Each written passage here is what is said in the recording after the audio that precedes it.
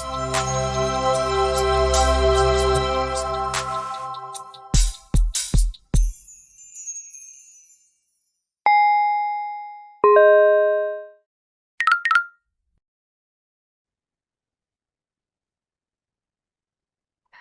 George. Great to have you on the 50 Up Club podcast. Hello, Welcome. Nancy, and thank you for having me. So, today I really wanted to talk about AI, and you're one of the experts that I know about that is really knowledgeable on AI or for people that are aging in aged care in particular. So, I'm hoping today to get out of it. A lot of tips, actionable tips on how we can work our way through all of the information that's coming towards us about AI, because obviously we haven't grown up with it. It's something new to everyone, and it can be really confusing. So I just wanted to demystify, work out what tools we can use to improve our lives, what to watch out for. So let's start with, why are you so passionate about AI? Oh, well, because I think since this technology came about, so my background is in aging and aged care, but I also I'm very passionate about technology. Since I remember myself, I grew up with a computer. I was always using the latest gadget, so I just love technology in general. So when AI came about, I knew that it would definitely change the way we do things, not just how we work, but even how we live. And it's only been, 3 years, and we can already see how much we're using this new technology. So I feel that it's a very powerful tool that the more people know about it and the better people are using it, the more things they can do and the better they can, utilize it to, for their own personal benefit. Excellent. Yeah, I know in my life, I've saved so much time. It's like an assistant that is I've got a very cheap ChatGPT plan, but very cheap assistant. So it saves so much time. It's so good. Who is And I always there as well. always there, day or night, won't complain. But I know that we have to be careful in how we use it, and we have to, I personally review everything because, yeah, it makes mistakes. We know that. Absolutely. Let's start with what are the most impactful ways that people can use AI today? So, Mhm. yeah, just some examples and Yes. everyday So life. what I always say is that imagination really is the only limit as to how you can use this new technology. So people coming up with new ideas and new ways of using this new technology every day.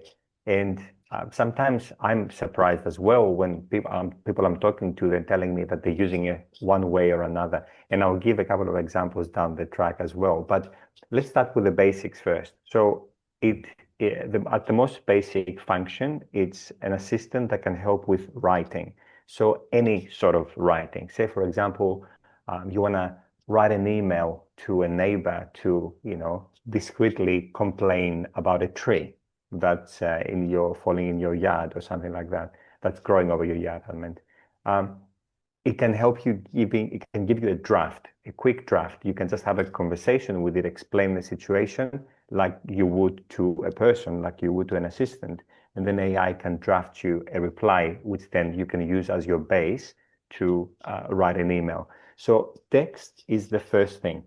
Another way of using it is understanding big chunks of text quicker. Like one way I'm using it is when I come across a very big article, let's say, it's 20, 25 paragraphs long, before I even read it, in order to see if it's something that will help me at that point with my research, I will put that article into AI and ask AI to give me the basic points in 3 or 4 bullet points.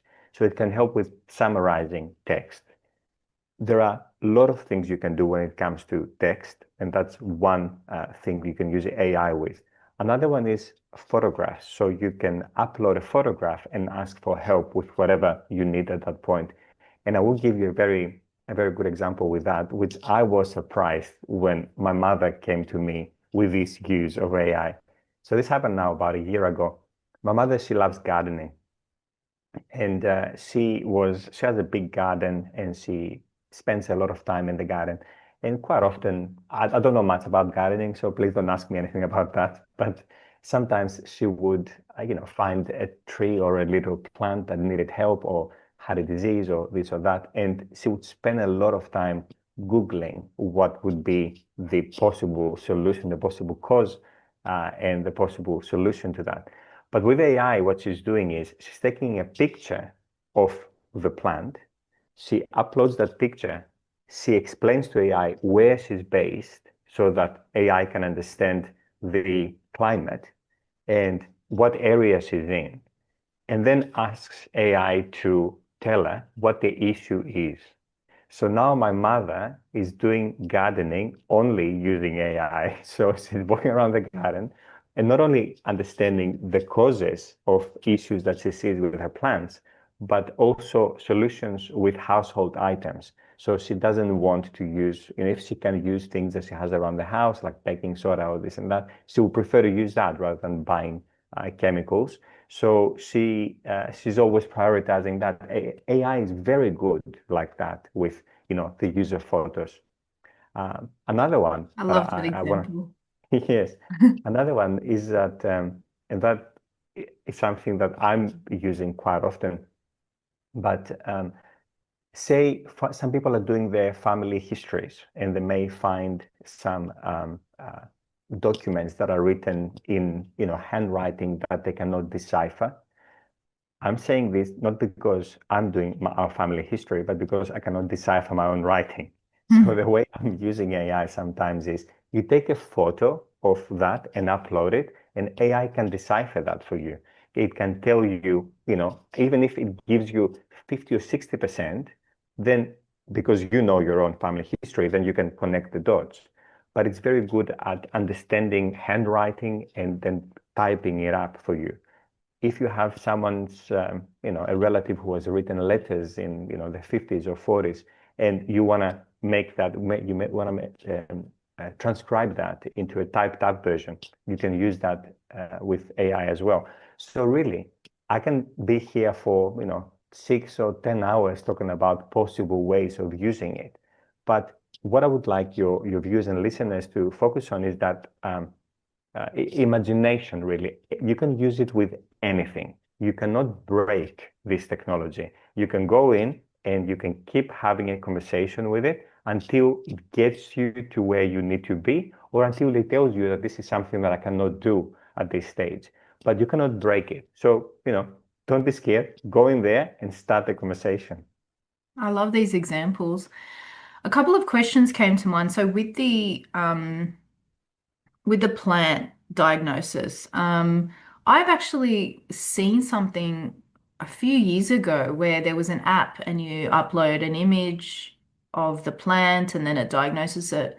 So I think there's going to be a lot of new apps that are going to charge people or ask people to pay for the use. How do you know if you should be paying for these things or that AI maybe can just do it for free? Like how can we tell? Do we just go on to and which yeah, so if you maybe start with Absolutely. There are so many ads at the moment on social media for AI doing this and AI doing that. And I would say 75% of those are legitimate, as in they're legitimate new products based on AI that can do something more specific. But in reality, what I wanted to say is that all these are based on the same models, on the same technology models. And let me speak about these first before I answer the question. So if you are starting out with your AI journey, there are, 4 or 5 different options that you have. And we're talking about ChatGPT, Copilot, Claude, and Gemini. These come to mind now. these all are developed by large corporations around the world, and they have a free version as well. So start with the free version of these 4 chatbots. All these other apps that are coming up are based one way or another on these 4 chatbots. If the app that let's say, for example, as you mentioned, Nancy, you talked about the plant diagnosis. So if there is an app that is promising that, you can think, can I do this myself? Can I just go on the on the chatbots that I'm already using and try that myself? And 99% of the time, the answer is yes. You can do it yourself. You don't need an extra app that you need to pay for. Now, however, there is something that is so specific that and that you're using every day, and there is an app for that. Say, for example, there are apps now that can auto-edit podcasts, say, for example. If you are doing podcasts and you want to do this every day, then consider paying for that version. But what I always say is that do not, and it does look tempting sometimes. It says, there's a special saying $150 for 3 years. My answer is no, because technology moves so fast. Go for the 1 month for $30, and only if the first month works, then go for the bigger plan. Because these companies, they try to sell fast, and the reason is that technology moves so fast that most likely what you're paying for today, $30, will be useless in 2 or 3 months from now. So yeah, I think this answers the question in a way. If you hear of something, try first doing it yourself, and if that doesn't work, then consider the app. But an asterisk here, and I would like to get back to this later. I would like to talk about scams as well. Okay. Yes, I would love to talk about scams as well. And then the other question I had from what you said was you said that it identifies text or it when you tell it to, let's say, summarize something or come up with text. Now, I've experienced like this is in Copilot in particular. I I put a prompt in and I hadn't actually attached the information for to for it to analyze, and it just and I wanted it to summarize something and just enhance the writing, and it actually created something from itself. Like it just didn't know what I wanted, and it just made something up based on something I had maybe attached before or information I'd given it before. So to me, that was a little bit unreliable because it's giving me something that I did not want. And it's giving it as if, it's done its job, Yes. but it completely giving me something wrong. So how do we tell and how can we make sure that we get the right information from it? I think this is a good time to explain how this technology works, because if we understand that, then we'll have an answer to this question as well. So to understand how this new technology is different, let's think of what we have been doing so far. Let's say we are at home and we open the fridge and we see there are 2 bags of carrots that are going to go bad if we don't cook them today. So we decide to cook these 2 bags of carrots. What we would have been doing up until now is we would go on Google and ask for carrot recipes. This is what we would type, carrot recipes. And you get a list of recipes, and then you have to go through and read them and decide which ones you're going to go with to use the carrots that you have. The difference with AI is that you can have a conversation with it. You can go in and say, I have 1 kilo of carrots in the fridge. They're going to go bad. I have only 1 hour to cook, and it is 4 of us. So I need a recipe that uses up all the carrots that I have, let's say a 3-course meal that uses up all the carrots. So I would expect carrot cake as dessert. And then ask AI to come back with a solution. So it will give you a more specific answer to what it is that you need. Why is that happening? Because AI, the way AI works is based on the human brain, so how we think. And we think by identifying patterns. So if I ask you, or if I ask your listeners and your viewers, if I try to get you to think, what did you have for dinner last Friday? And you're thinking about it now. You are not thinking of a list of possible dinners like Google has been doing. You're not thinking of, was it chicken? No. Was it pizza? No. Was it a schnitzel? No. Rather, you're thinking, where was I? Who was I with? What do I normally do on Fridays? And you get into the right information by making these associations and recognizing your pattern. So your brain is trying to think, okay, Fridays, do I normally work on a Friday? Do I normally go out on Friday nights? Yes, I do normally go out on Friday nights, but last Friday was different because my partner was not feeling great. So we stayed in and we were going to order something, but no, eventually I found I had the ingredients for a soup. So we had soup last Friday. So you were not getting to that point by listing information, but by making associations. Now, I know it's a long way to get to the answer of your question, Nancy, and I apologize for that. But why does it, why is it so confident in making mistakes? Because with the same way that we're getting the benefit of the human brain, that we can think and store all this information, but sometimes we are very adamant and confident about things that didn't happen. It is because sometimes the pattern recognition works, to our detriment. Rarely, but it does happen.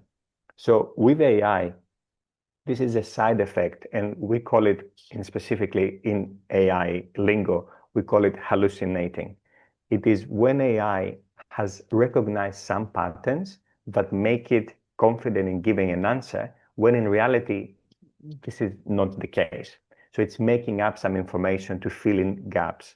And to further take it one step further, we cannot really counter this at this stage, at least, because the benefit that we're getting from this technology being so powerful overtakes the risk of, once in a while it hallucinating. So I think the way that we can deal with this issue is that to remember that hallucinations are always a possibility, and to always, as you said at the beginning of the podcast, always check that the outputs are correct. So making sure that what it gives you back is what is relative or relevant to what it is that you were looking for. Okay, that's important. And that just leads me to another thing, which is I have seen some news articles on people using AI as a therapist, telling AI their problems, and AI acting as a therapist. And I've also read that it's not very good because it tends to validate only.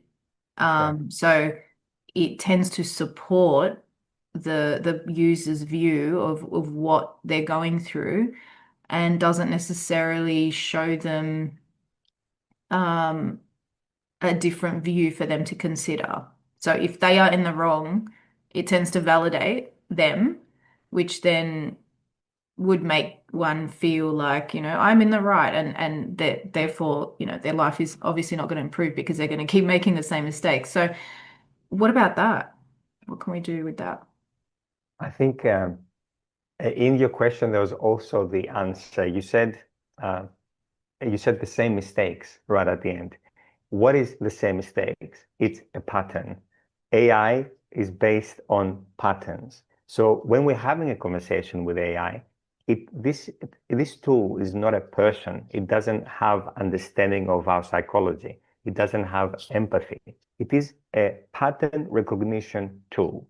So when we are chatting to a bot, we have to understand its limitations, which is that it doesn't have these skills, these human skills necessary to support someone with their, with their mental health, say, for example, or with an issue that they may be dealing with in life. It is just a tool that recognizes patterns in information. And that's it, that's what it can offer back to the user. So in my opinion, um, we have to be extremely careful when we're using AI for those purposes. I know that many people are. As a matter of fact, recent statistic, I can't remember exactly the number, but it was more than 50% of people who have used AI.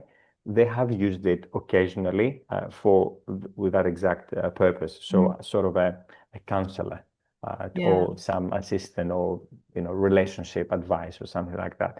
But it Mm. is very important to remember that the information that we get back is not coming from a trained professional who has empathy and understands the situation. AI doesn't understand. It is only recognizing patterns in words and information. And Mm. that's the most it can give us back. So I would say in, you know, say day to day, if there is something minor, something small that we think we just need someone to give us, two or three different options so that we understand, what options we have with something. That's not bad. I think it's a good enough tool to do that because Mm. similar to us, other people may have found themselves in the same situation. But if we're looking at going deeper and understanding more ourselves and the situations in our lives, I would definitely say that AI is not the way to go. Mm. What about a tool, an AI tool that has specifically been designed as a tool to offer, psychological insight and advice?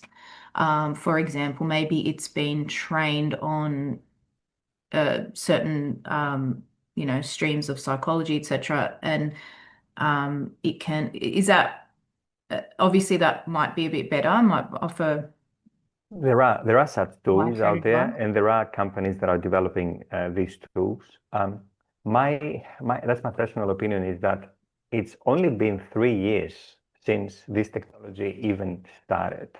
Mm. So, you know, let us wait a little bit longer until we rely 100% on the outputs of these tools. Let's Mm. just use them for what they are. They are tools for us to use. I would not rely 100% on the outputs. To be honest, no matter what the tool is. And I'll give you an example. I went to a dermatologist. I wanted to do a skin check for help me with the sunspots. Is Yeah. this? Yes. Yeah. and and Okay. the dermatologist was using AI. So she was Mhm. photographing my body, and she was using AI to understand, for her to get ideas as to what would be the possible answers to a certain spot, and she could see that it was say 80% chance for this to be that or to be something else. Now you would say, why can I do this myself? I don't need a dermatologist. I can just, download an app that says that it's trained on, 1,000 or 1,000,000 tests that have been done before, and it can give me an 85% accuracy or 90% accuracy or whatever. Yet I want to be able to speak to the person as well, because the app has certain limitations. Not only it's based on, what has happened in the past, but also it doesn't know me. I cannot say to the app that I'm actually living in this part of the world, or that this is my lifestyle, or have a conversation that through the human connection that you have with the doctor, to get to a different point where the doctor can then guide you for the next step. So that's why I think that, as much as, and to take it one step further, I'm sorry, I would like my doctor to use AI because it's a tool that is available, and I would like my doctor to use this tool when they're diagnosing. But I would also like them to be the ones who are making the decisions because I know that they understand, they have empathy, they have the human skills that I need from a health profession. Mm. And was your dermatologist also adding her layer of expertise onto it, or Yes. yeah, Yeah, okay, yeah, yeah, absolutely, yeah, absolutely. She that's was good. using that as a guide, and Yeah. then on the, 2 or 3 occasions where she wasn't sure, she was the one who would then ask a question. And just to give you an idea here, and this is why I said before where I'm living, because the dermatologist I saw was in Greece. But when I told her that I live in Australia, it changed Mm. how, it changed her answers because of, how different it is the sun in Australia. So that's what I mean. These are things that can come through conversation, but sometimes I'll give you another example here, which I think it's very good. It has to do with self-driving cars. When the first self-driving cars started to be trained, you can train a self-driving car um, by providing it with situations that can happen on the road. So, say for example, a car can come across one pedestrian, two pedestrians, 25 pedestrians just jumping on the road, two pedestrians and three other cars, a horse maybe, a police on horse, or a cyclist who is hiding behind a police horse. So there are all these different scenarios that you can give to the car.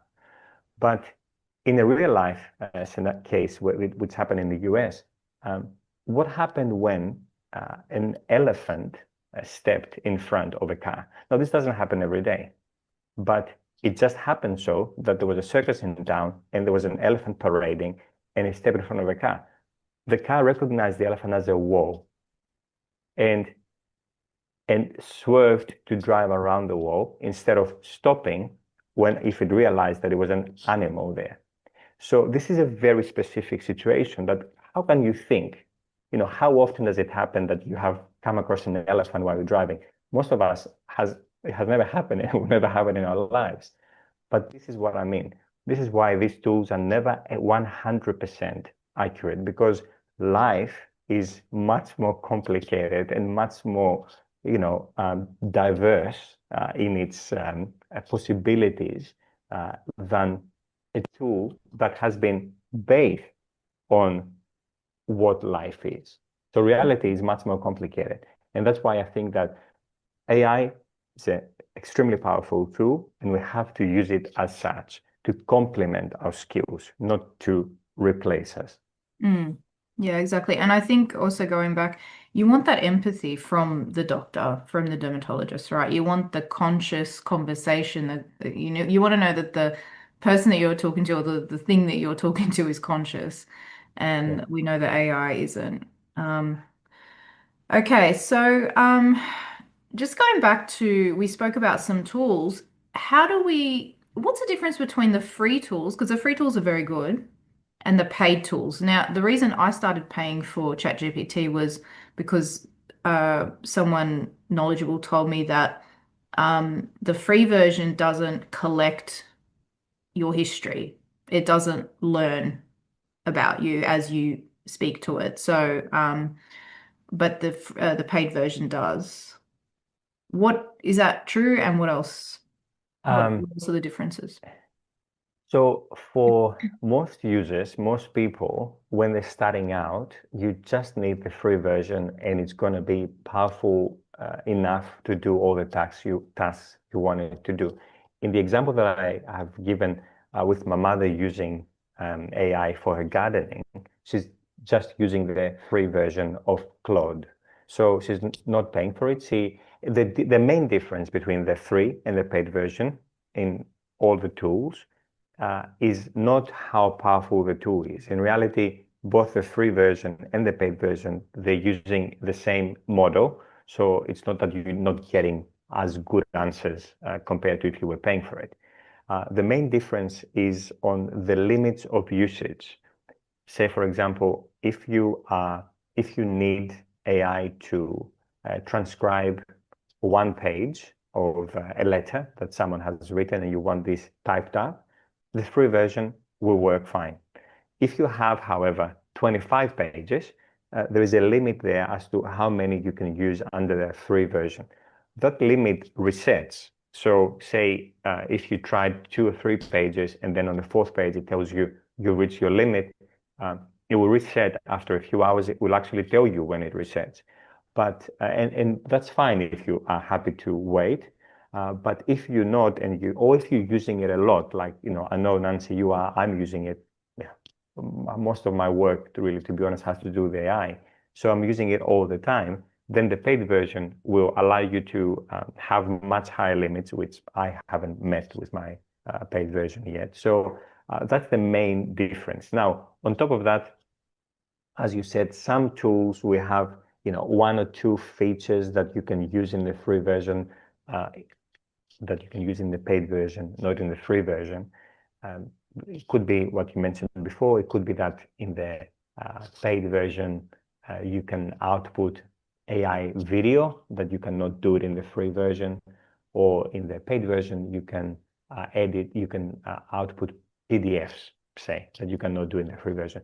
Things like that. But these are not, to be honest, major, and I would not base my decision on free or paid on those features.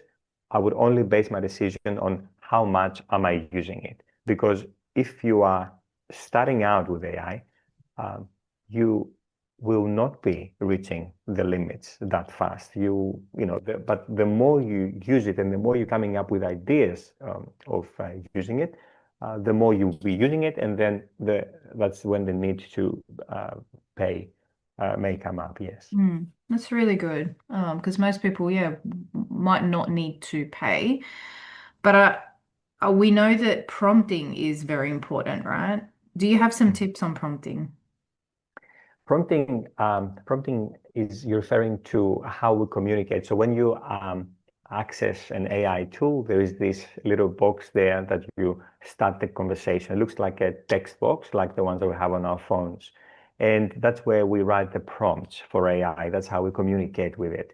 Now, if you read online, there may be, I would say, 5 million or 1 billion articles about what's the best way to prompt, how to write the best prompts, and all that. And yeah, do read a couple of those just to get an idea or understanding. But in reality, what I'm saying is, because AI has been designed to mimic our human brains and the human way of thinking, I always advise people to use AI and speak to it through prompting as if they would be speaking to a person who is very knowledgeable about, general knowledge, but they don't yet understand your situation exactly. Think of it this way. For example, say you want to write an article about the history of your town, and you hire me to write that article as a person. You would need to tell me not just I am from XYZ town and I want to write an article about our history, but you would also tell me, I would ask you then, okay, how many pages? Who's going to read it? When are you going to publish it? Do you want it in prose, or is this going to be like a Wikipedia article? So how would you like this done? And through this conversation, I would get to the point where I can then write an article and give it to you, and then you edit it and make the changes you want to make. And it's exactly the same way with AI. So when we're prompting AI, keep it conversational, give information that you would give to a person that you would like you would like them to help you with your task, and continue the conversation in order to get to the point you need to get.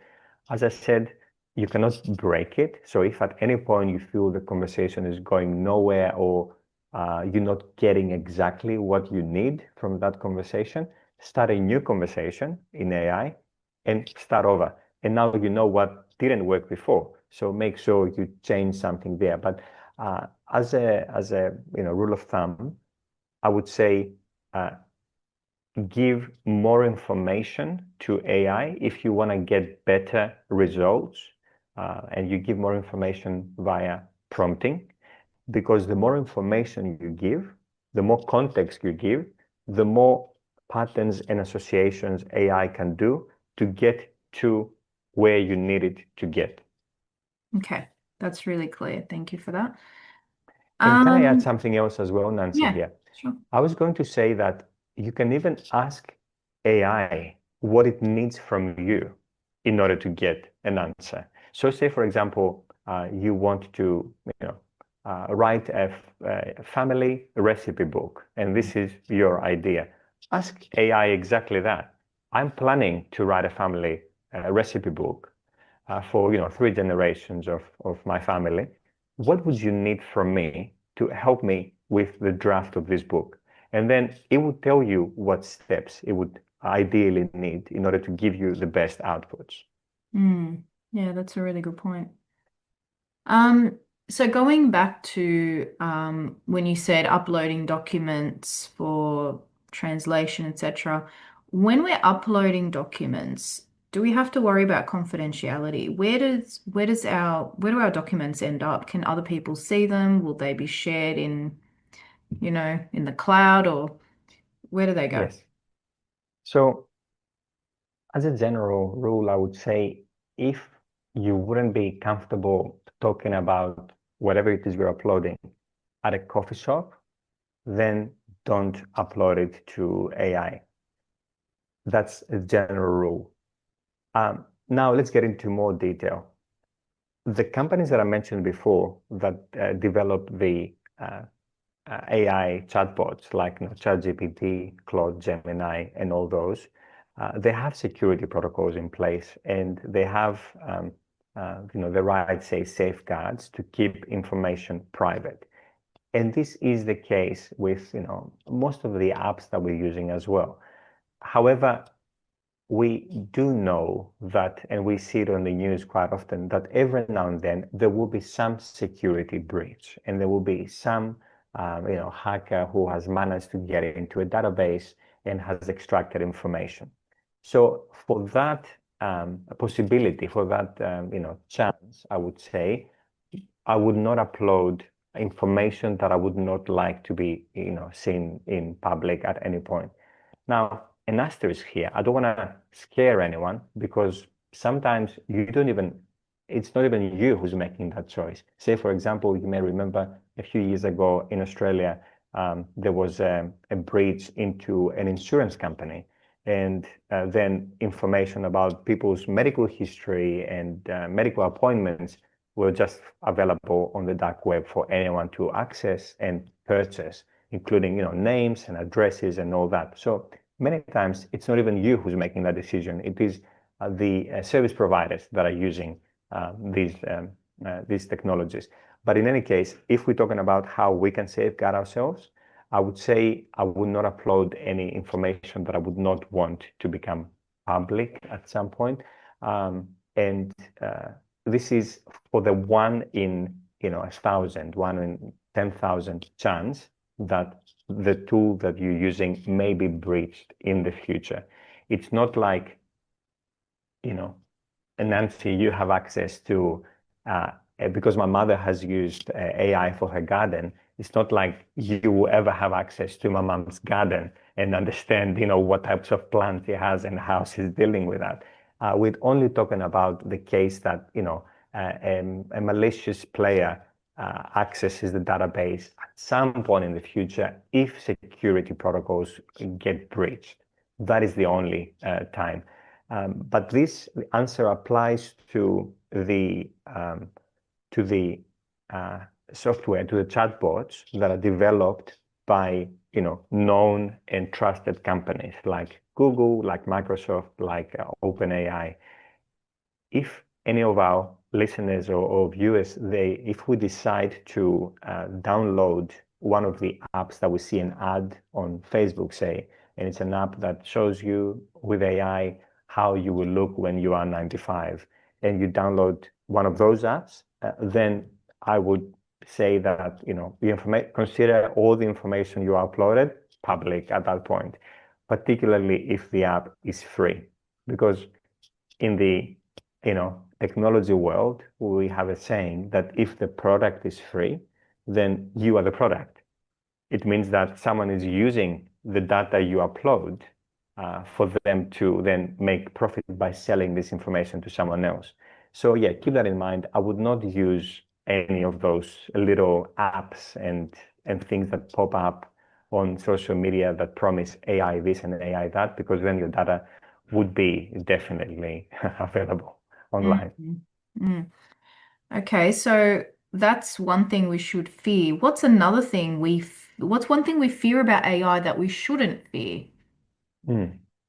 Um, there are many people who think this is too complicated. I can't learn another thing. And I feel for them because we are living in a time when everything seems to be changing so fast, like with phones. And remember where we were 20 years ago? We didn't even have smartphones. And now our phones, now we can talk with Siri on our phone or whatever. So we are living in an era where everything changes very fast. And so there is this fatigue of change, understandably. Many people may feel it. I would say um, give it a try. Don't think that it is too much. Don't think that it is, oh, yet another tool or another thing that I have to learn, which is going to change in 2 years. AI is a technology that will define the rest of the time. So it's not going to go away, and it is very useful and very practical. So invest the time in getting to learn it, to know it, and you can do this in a fun way, particularly knowing, as I said before, you cannot break it. You can just go on and try to break it. It's not going to happen, but uh, just try with something that you're interested in. Say, for example, you're interested in history. You're interested in the history of classical music. You can go on AI and start a conversation about that and start to understand how it works, what it needs in order to give you the information that you need. If you are interested in something that's quite specific, say within classical music of, sorry, the history of classical music, you're only specifically interested in Austrian composers. You can go on and have a conversation about that exact thing. And the conversation is two ways. So you can also ask and say things, ask opinions, ask for information, and get to understand that new technology. So it is you don't have to see it as a new complicated tool, but rather an assistant, as we said at the beginning Mm. of this podcast as well. Yeah, and when I use AI a lot, but when I do, because it's given me false information, I now ask for references. So what are your references? And then I check the references, and if I'm happy with them, then I'm like, okay, this is good. But it's really good in condensing information and finding information from different sources, placing it in one, in one window where you can check references. But yeah, I'm very careful in trusting it. But That's it saves me a lot of time. That's a very good point, Nancy.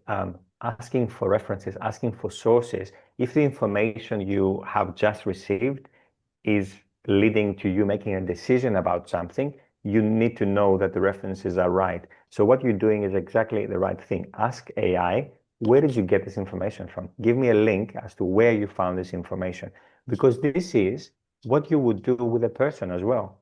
So if you ask me to, give you the tax brackets, say this, you don't want to know what are the tax brackets in Australia, and I give you that information as George, I give you that information. You would ask me, so where did you find this? How did you not make it up? Because I could have made it up. So it's a very good point what you said, Nancy. Asking for sources if the information that we have been given is leading to decision making. With the carrot example that I gave before, if you're doing carrot recipes, maybe you don't really need the sources of Mm, where these recipes came from. But if it is something like, say, for example, you're planning for your tax affairs and you want to understand the law a little bit better, then definitely ask for mm. references. So rule of thumb, we're treating it like a very intelligent person, but we just have to give it direction. I say treat it as a very capable, very intelligent 17-year-old. Mm, So know that it will get information, but it's also too enthusiastic sometimes. And it's over enthusiastic in giving you stuff. And this is the point where we need to understand, okay, what are the limitations? Is this information real, or is it because this tool is developed to be enthusiastic and trying to be helpful? Which I think it's a good thing generally, but it can also create some of these situations that we talked about before. George, what about scammers? The AI is very new and very popular. So when an industry starts like this, that's very popular, there are lots of people there ready to make money out of it. And so there's some people that have good intentions and bad intentions. So let's talk about scammers in AI. Yes. Well, as we said before, AI is a very powerful tool, and this tool can also be used for, malicious purposes. Like, a knife, you can use a knife to, cook and make a great meal, but then someone who is not a good person may use it for different purposes. So it's the same with AI. So at the moment, there are scammers out there who are using it to create very real looking letters from banks. Back in the day, say even 5 years ago, when I was speaking about scams, I would say as general advice, look for typos in the emails, or look for typos in the email addresses. But now with AI, this isn't the case anymore. Now you may receive an email that looks very, very real, that has the bank logo on it, and even has a mask, or we'll call mask, a masked email. I don't want to get too technical, but the email may even have an email address that really looks like it's coming from your bank. So we have to be extra vigilant with the information that we receive. One thing, the main point of advice when we're talking about scam prevention, online scam prevention, hasn't really changed. It's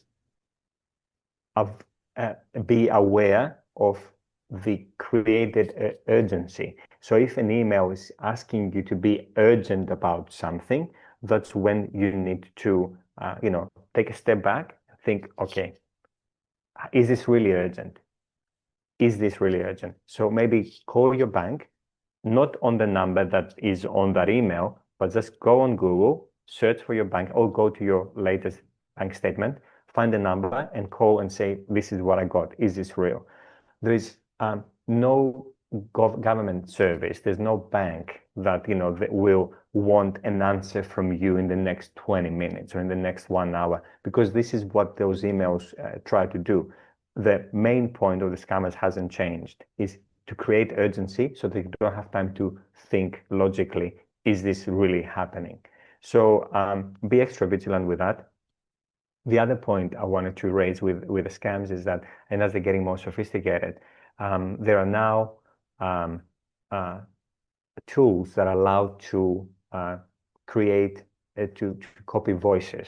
Say, for example, if there is now, Nancy, there is a recording of our voice for both of us online on YouTube, a scammer can use that clip, this clip that we have here, and then recreate our voices, and then call, a family member of yours or a family member of mine, and use our voice to try and get, say, for example, bank account information, or ask for money or something like that. So we have to be extra vigilant that now scams are getting very, very sophisticated.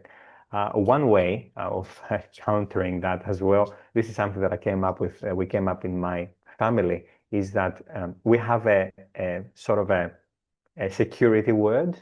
So it's something that it's the answer to a question that we only know about, a very specific a pet that we had at some point.